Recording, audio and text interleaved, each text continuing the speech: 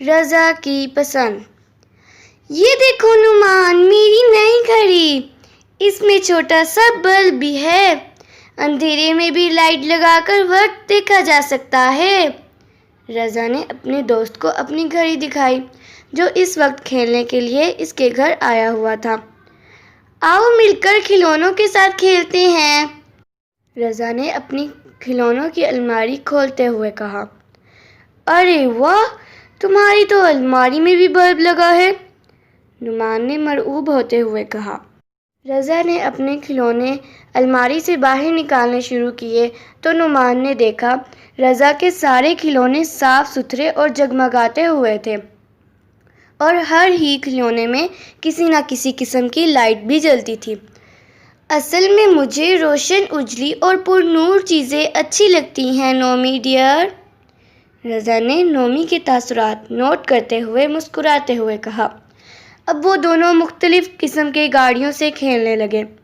انہیں کھیلتے ہوئے کچھ وقت گزرا تو قریبی مسجد سے اذان کی صدا بلند ہونے لگی۔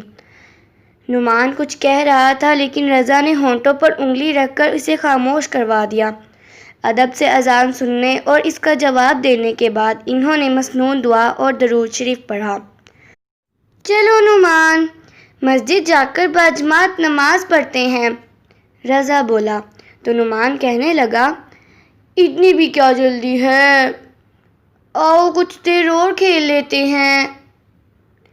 نہیں نعمان، مجھے صرف جگمگاتے کھلونے ہی نہیں، دنیا و آخرت بھی نماز کے نور سے جگمگاتی ہوئی درکار ہے۔ میری امی جان بتاتی ہیں کہ ہمارے پیارے رسول خاتم النبیین حضرت محمد مصطفیٰ صلی اللہ علیہ وآلہ وسلم نے فرمایا ہے، الصلاۃ نور، نماز نور ہے، اور ہمیں اس نور سے اپنی زندگی جگمگانی ہے، اس لیے میں نماز چھوڑنے کا سوچ بھی نہیں سکتا۔